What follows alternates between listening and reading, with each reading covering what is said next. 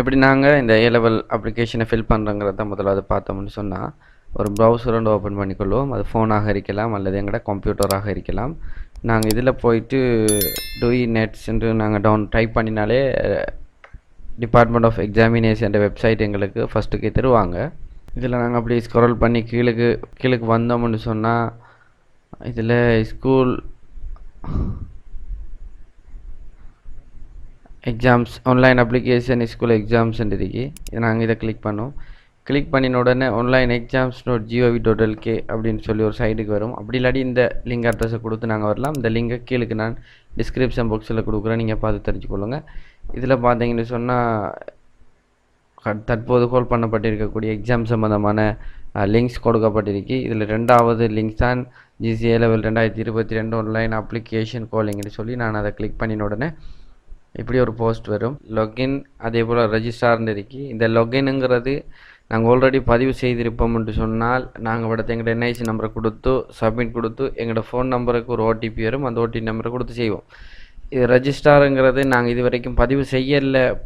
முதல் தடவையாக ப்ரைவேட் கேண்டிடேட்டை நாங்கள் அப்ளை பண்ணுறோம்னு சொன்னால் இதில் எங்களுடைய name, NIC number, mobile number அந்த டீட்டெயிலை கொடுத்து நாங்கள் இதை ஃபில் பண்ணிக்கொள்வோம். இப்போ பாருங்கள், லொகினுங்கிறதுல மேலுக்கு எங்கள் என்ஐசி நம்பர் சப்மிட்டுங்கிறத போல் கிழக்கு ஸ்கூல் அக்கௌண்ட் அப்படின்னு சொல்லி ஒரு ஆப்ஷன் தந்திருக்கிறாங்க. இதில் பாடசாலை மாணவர்கள் அவங்கள பதிவு செய்து கொள்ள சம்மந்தமான ஒரு தகவலை போட்டிக்கிறாங்க. இதில் ஸ்கூலுக்குண்டு ஒரு கோட் கொடுத்துருப்பாங்க. அந்த ஸ்கூல் கோடை நாங்கள் இங்கே கொடுத்துட்டு அதில் பாஸ்வேர்டு இருக்கும். அந்த பாஸ்வேர்டை நாங்கள் இங்கே கொடுத்துட்டு இங்கே லொகின் டு அக்கௌண்ட் கொடுத்தோம்னு சொன்னால் இது எங்களுடைய ஸ்கூலுக்குரிய அக்கௌண்ட்டுக்குள்ளே போகும். பாடசாலை மாணவர்கள் தங்களை தாங்களே பதிவு செய்து கொள்ள முடியாது. இது அவர்கள் அவங்க கற்றுக்கொண்டிருக்கக்கூடிய பாடசாலையில் ஏ லெவல் மாணவர்களை அப்ளை பண்ணணுங்கிறதுக்காண்டி டேட்டா கலெக்ட் பண்ணுவாங்க. அந்த நேரம் அந்த பாடசாலையில் பரீட்சாதிகளாக தோற்றக்கூடிய மாணவர் தங்களோட டேட்டா அவர்கள்கிட்ட நாங்கள் கொடுக்குற நேரம் அவங்க என்ன செய்வாங்கன்னா பல்காக இதில் எடிட் பண்ணி இதில் அப்லோட் பண்ணி அவங்க அப்ளை பண்ணுவாங்க. எங்களோட அட்மிஷன் மற்ற விஷயங்கள் எல்லாம் உங்களோட பாடசாலையுடைய பரீட்சை திணைக்களம் டீல் பண்ணும். எங்களோட அட்மிஷனும் கூட பாடசாலைக்கு வரும். அவங்க பாடசாலைக்கு ஊடாக எங்களுக்கு என்ன செய்வாங்க, அட்மிஷனை தருவாங்க. ஸோ இந்த பகுதி பாடசாலை மாணவர்களுக்கானது. இது பாடசாலையாலேயே அவர்கள் என்ன செய்வாங்க, இந்த பதிவை செய்து கொள்வார்கள். தனிப்பட்ட பரீட்சாதிகள் தான் தாங்களே நிச்சயம் விண்ணப்பித்துக் கொள்ளக்கூடிய ஒரு தேவை இருக்கிறது. இது எங்களுடைய ஸ்கூலில் அக்கௌண்ட்டுக்குள்ளே நாங்கள் வந்தோம்னு சொன்னால் பாருங்கள், இதில் கால் பண்ணப்பட்டிருக்கக்கூடிய அல்லது வெரிஃபை பண்ண வேண்டிய சில தகவல்கள் தந்திருப்பாங்க. இதில் எங்களுடைய ஏ லெவலுக்குரிய அந்த டீட்டெயிலை நாங்கள் கிளிக் பண்ணிக்கொள்வோம். இந்த இன்ஸ்ட்ரக்ஷன் இந்த ஏ லெவலில் நாங்கள் ஸ்கூல் மாணவர்கள் எப்படி என்ட்ரு பண்ணுறோன்னு பார்த்தோம்னு சொன்னால் இதில் இன்ஸ்ட்ரக்ஷனை கொடுத்து இதில் தகவல்கள் இருக்கு, நீங்கள் தெரிஞ்சு கொள்ளலாம் அல்லது இந்த வீடியோவை பார்த்து உங்களுக்கு தெரிஞ்சு கொள்ள முடியும். அப்படி இல்லை எங்களுக்கு இதெல்லாம் சம்மந்தமாக நாலேஜ் இருக்கும்னு சொன்னால் நாங்கள் நெக்ஸ்ட்டுங்கிறத கொடுப்போம். நெக்ஸ்ட்டுங்கிறத கொடுத்த உடனே எங்களுடைய ஸ்கூலுக்குரிய டேஷ்போர்ட் சம்மரி போர்ட் இதில் வந்துடும். இதில் பார்த்தீங்கன்னு சொன்னால் நாங்கள் ஒவ்வொரு கேண்டிடேட்டையும் தனித்தனியாக எங்களுக்கு இதில் எட் பண்ணுறதுக்கான ஆப்ஷனும் இருக்கு. அதே போல் பல்காக எல்லாரையும் நாங்கள் எட் பண்ணிவிட்டு திரும்ப அவங்கள நாங்கள் இதுக்குள்ளே அப்டேட் பண்ணக்கூடிய ஒரு ஆப்ஷனும் இருக்கிறது. இதில் தனித்தனியாக நாங்கள் இதில் எட் பண்ணணும்னு சொன்னால் முதலாவது இதில் எட் கேண்டிடேட்டுங்கிறத நாங்கள் கிளிக் பண்ணினோம்னு சொன்னால் இப்படி அந்த எட் கேண்டிடேட் மாணவர்களுக்குரிய இந்த டீட்டெயிலை எட் பண்ணுறதுக்குரிய ஆப்ஷன் வரும். இதில் நாங்கள் எங்களுடைய சீரியல் நம்பர் ஓட்டோவை நாங்கள் போட்டுக்கொள்ளலாம். 0 பண்ணுன்னு சொல்லி நாங்கள் தொடராகவும் போட்டுக்கொள்ளலாம்.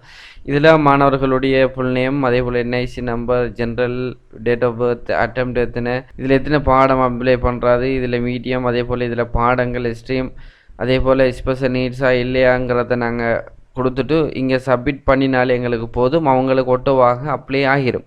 அப்படி நாங்கள் செஞ்சாலே அவங்களோட அப்ளிகேஷன் இதுக்கு அப்ளை பண்ணப்பட்டுரும். அவங்க பேமெண்ட் கட்ட தேவையில்லை, அவங்களுக்கு பேமெண்ட் ஆப்ஷன் இல்லை. அப்படி இல்லை, நாங்கள் நிறைய மாணவர்கள் இருக்கிறாங்க, பல்காக நாங்கள் இதில் அப்லோட் பண்ணணும்னு சொன்னால் இங்கே பாருங்கள், இதில் கேண்டிடேட் பல்க் அப்லோடுங்கிற ஒரு ஆப்ஷன் தரப்பட்டிருக்கு. இதில் பல்க் அப்லோடுங்கிறத நீங்கள் கிளிக் பண்ணினீங்கன்னு சொன்னால் இப்படி ஒரு டேஷ்போர்டுக்குள்ளே வரும். இதுக்குள்ளே நீங்கள் பார்த்தீங்கன்னு சொன்னால் என்னென்ன டீட்டெயில் மாணவர்கள்ட்ட கேட்கப்பட்டிருக்குங்கிற நாங்கள் எப்படி ஃபில் பண்ணணுங்கிற அந்த முறை இதில் இருக்குது. நீங்கள் அதை பார்த்து கட்டாயம் தெரிஞ்சுக்கொள்ளுங்கள். ஸ்கூல் மாணவர்களை எட் பண்ணுறார்கள். டவுன்லோட் எக்ஸல் டெம்ப்ளேட் இருக்கும். நாங்கள் அதை கிளிக் பண்ணி இதை டவுன்லோட் பண்ணுவோம். டவுன்லோட் பண்ணின உடனே இப்படி டவுன்லோட் ஃபைல் வரும். அதை நாங்கள் ஓப்பன் பண்ணி பார்த்த உடனே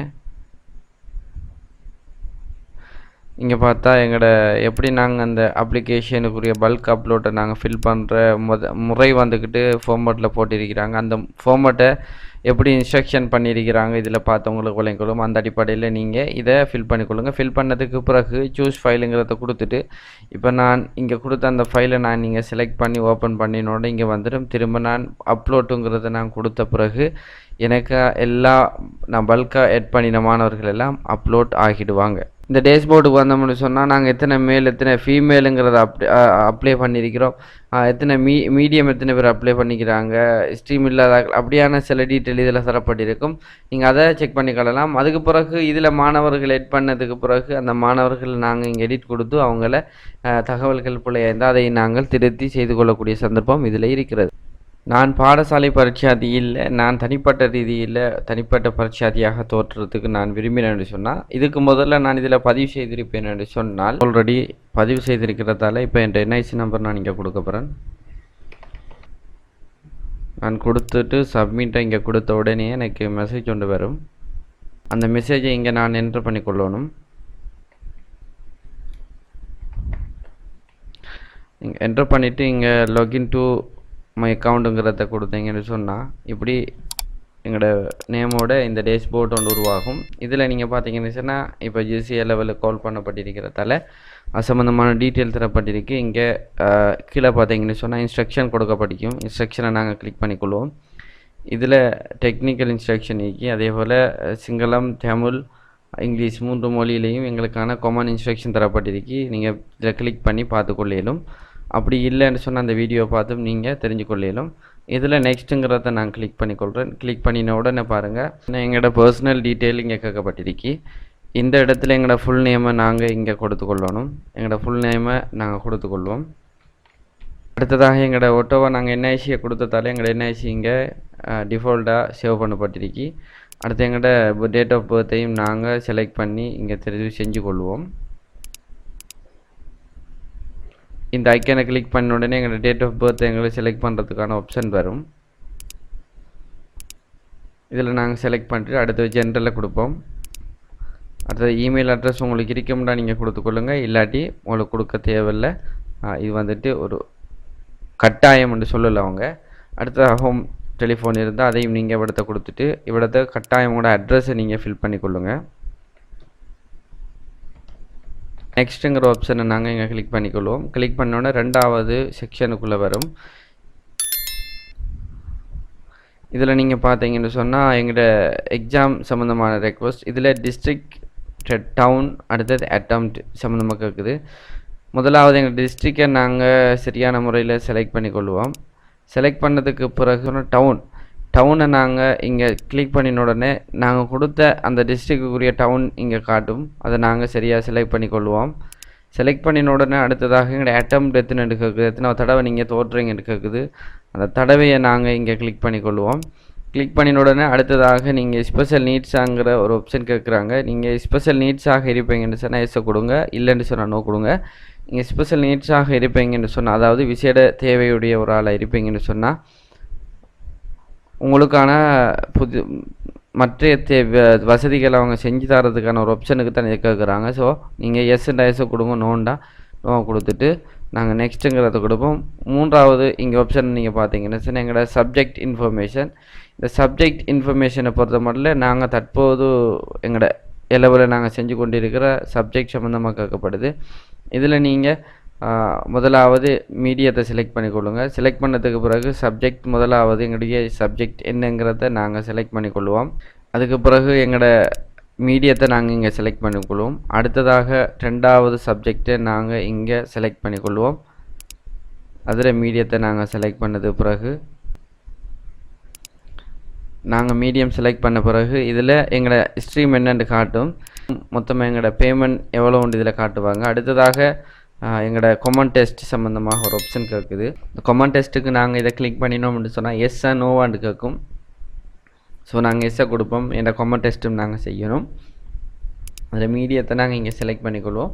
அடுத்த ஜென்ரல் இங்கிலீஷ், அந்த ஜென்ரல் இங்கிலீஷ் தொடர்பான அந்த ஐக்கனையும் கிளிக் பண்ணிவிட்டு நாங்கள் இங்கே எஸ்ஸுங்கிறத கொடுப்போம். கொடுத்துட்டு அவங்களோட டெக்ளரேஷன் தந்திருப்பாங்க, அதை நாங்கள் வாசிக்கலாம். அது கொடுக்கப்பட்ட தகவல்கள் உண்மையானது அப்படின்னு சொல்லி ஒரு டிக்ளரேஷன். நாங்கள் அதுவும் எக்ரி பண்ணிட்டோம்னு சொன்னால் அடுத்ததாக நாங்கள் சப்மிட்னு கொடுத்து பேமெண்ட் ஆப்ஷனுக்குள்ளே போகணும்.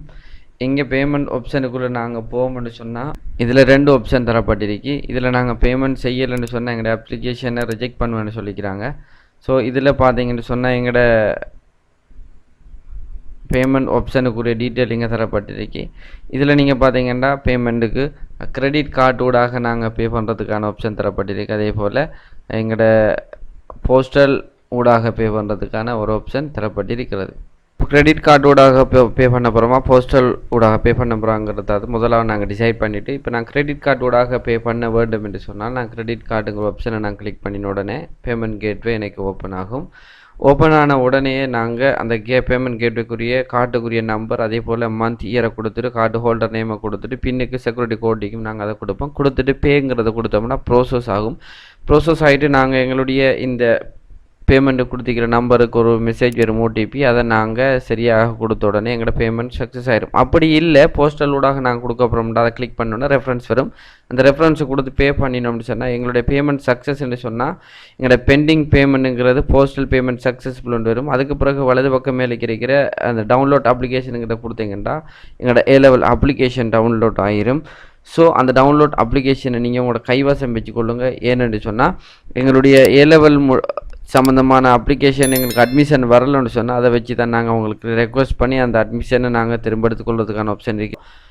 உங்களுடைய அப்ளிகேஷனை நீங்கள் பிரிண்ட் எடுத்து வச்சுக்கொள்ள உங்களுக்கு சேஃபாக இருக்கும். இந்த வீடியோ உங்களுக்கு பயனுள்ளதாக இருக்கும்னு நினைக்கிறேன். பிடிச்சிருந்தால் லைக் பண்ணுங்கள். எதுவும் சொந்தங்களை கீழே கமெண்ட் பண்ணுங்கள். இது போன்ற இன்னும் பல சுவாரஸ்யமான வீடியோக்களை சேனல் சப்ஸ்கிரைப் பண்ணுங்கள். நன்றி.